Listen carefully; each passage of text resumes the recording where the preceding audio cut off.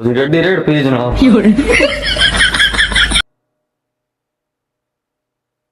अस्सलाम वालेकुम। आज के दिन का आगाज जनाब अल्लाह पाक की बरकत नाम तो कर दिया। आज का साडा सफर फिर जनाब मलकवाल पुलिस खिदमत। जैसा कि गुज़श्ता व्लॉग में तुहानू दस्सिया कि मेरा जनाब लाइसेंस रिन्यू होना वाला उस दी जनाब एक्सपायरी डेट हो गया तो मैं जनाब लाइसेंस रिन्यू करने वास्ते जा रहा मलकवाल शहर। खैर मैं मोटरसाइकिल सीधा पता किया, कागज पत्र चेक किए, दफ्तर चेक कराने अल्लाह सोहने ने याद करके मोटरसाइकिल की जनाब चाबी ऑन की तो सफर रड़क पिया मेरा मलकवाल।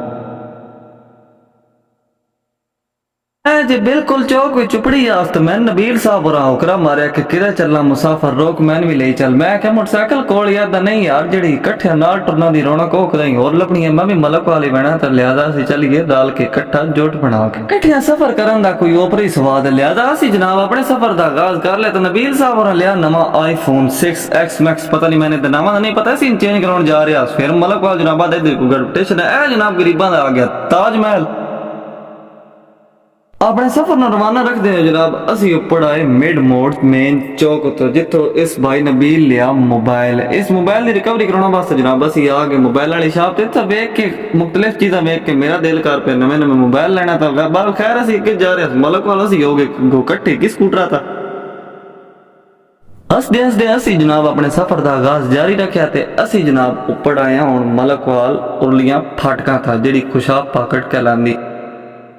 सफर न जारी रखते हैं जनाब असी उपर आया मलकवाल मेन शहर में।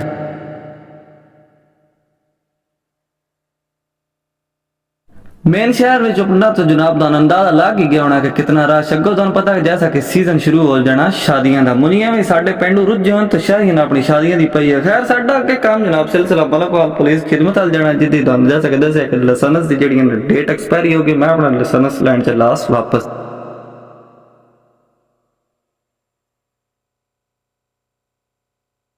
मलकवाल मेन राणा चौक तो जनाब असी उपर के अगो जनाब जाना इसी दी डबल रोड वाली साइड डबल रोड का नजारा तुसी वेख के अंदाजा लग ही गया होना कि मलक शहर कितना रौनकी शहर है। ए जनाब अल्लाह वाली मस्जिद जिन वेख के साडा जनाब ईमान ताजा हो जाता। अल्लाह वाली मस्जिद दी जनाब इसी वजह तो भी मशहूरी है कि जिस बंदे के साथ मुसाफर की दूजी ढूंढना वा तो वह उनकाल करके आख लैंदा कि मैं अल्लाह वाली मस्जिद दे सामने खड़े वा उत्ते तशरीफ लाए। तुहाडा भी मलकवाल आउण होया तुसी भी अपने अजीज करीबी बेली ने दस्सिया है कि मैं जनाब खड़े वा मलकवाल अल्लाह वाली मस्जिद कोल उत्थे आ जा आपस में मुलाकात कर लेंगे हैं। इस एड्रैस विच आसानी पैदा हो जासी। मेरी तरफ है फरीक दा मशवरा ए सान के रखा है।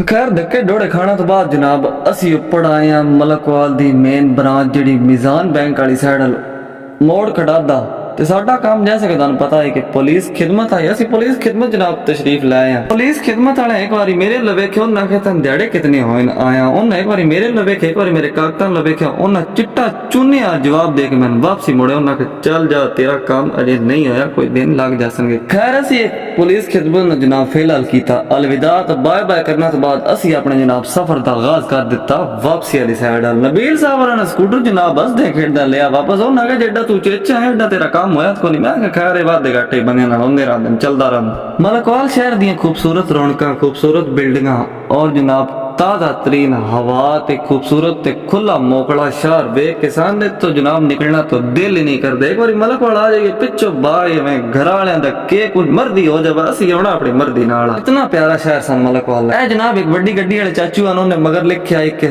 अताए सदका पाए। मेरा मशवरा उन्हां बिजनेसमैन अगा उन्हां कारोबारी ज़रात अगा हड्डी वड्डी गड्डी 1.5-2 करोड़ दी तुसी ले लैंदे हो। मेहरबानी कीती करो यार पिछा कुछ चबड़ा वाला सीन ना लिखा छड़िया करो। मेहरबानी कीती करो फलाने का आ तेरे जिन कड्डा फलान देंगे ये सारा कुछ गलत काम ये ना कीता करो। उस तो बाद जनाब साडे नाल ओ कार होई कि गो गदारां वड़ गई। मैं तो जनाब इन्हां दा केस सुन के परेशान हैरान तो परेशान हो गया बे सीन की है यार। नबील मैंने दसा कि मैं इन्हें को लै गया पेंट तो मैं ना नहीं रही पूरी लिया तू मेहरबानी कर मैं पेंट चेंज करा दे। ये अपनी आप ही चेंज करा। मैं चौथी पंजवीं बिल्डिंग ते चढ़ गई कोई मलकवाल शहर उत्ते नजारा मारिया जनाब कैमरा फेरा के उत्तो शहर किवें लगदा। खैर असी जनाब अल्लाह दे आसरे तारा रखायो वापसी अपने पिंड चक सेदे वाली साइड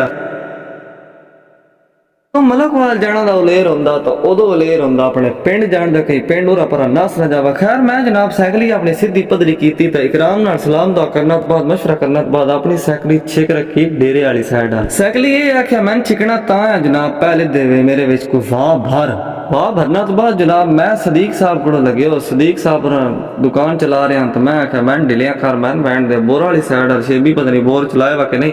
ਸਾਈਕਲੀ ਜਨਾਬ ਦੀ ਉਪਰੀ ਸਵਾਦ ਹੈ ਸਾਈਕਲ ਚਲਾਉਣ ਦਾ, ਸਕੂਟਰ ਨਾਲੋਂ ਇਹ ਸਹੂਲਤ ਹੈ। ਕਦੀ ਇਸ ਵਿੱਚ ਕੋਈ ਐਸਾ ਫੀਚਰ ਇੰਸਟਾਲ ਹੋ ਜਾਵੇ ਕਿ ਇਹਦੇ ਵਿੱਚ ਵਾਰ ਨਾ ਭਰਨੀ ਪਵੇ, ਮੈਂ ਤਾਂ ਦਿਆਂ ਗੱਡੀ ਲੈਣਾ ਦੀ ਵੀ ਲੋੜ ਕੋਈ, ਕਿਉਂਕਿ ਇਤਨੀ ਸਵਾਦੀ ਤੇ ਸੁਥਰੀ ਸਵਾਰੀ ਹੈ ਜਨਾਬ ਇਹ ਸਾਈਕਲ। ਖੋਤੀ ਰੇੜੀ ਤੋਂ ਬਾਅਦ ਅਗਰ ਮੈਂ ਕਿਸੇ ਚੀਜ਼ ਨੂੰ ਨੰਬਰ ਦੇਵਾਂ ਤਾਂ ਉਹ ਜਨਾਬ ਸਾਈਕਲ ਉਸੀ ਸਾਈਕਲ। ਇੱਕ ਤੇ ਵੀ ਸਿਹਤ ਦੂਜੇ ਤੇ ਬੜੇ ਫਾਇਦੇ ਨੇ ਨਾ, ਬੇਚਿੰਤ ਸਵਾਰੀ, ਨਾ ਪੈਟਰੋਲ ਦੀ ਚਿੰਤਾ, ਨਾ ਕਿਸੇ ਹੋਰ ਚੀਜ਼ ਦੀ, ਨਾ ਆਇਲ ਚੇਂਜ ਕਰਾਉਣਾ ਦੀ। ਖੈਰ ਮੈਂ ਥੱਕ ਟੁੱਟ ਕੇ ਆ ਗਿਆ ਜਨਾਬ ਘਰ। ਤੁਸੀਂ ਆਪਣਾ ਰੱਖੋ ਢੇਰ ਸਾਰਾ ਖਿਆਲ। ਅੱਲਾਹ ਹਾਫਿਜ਼।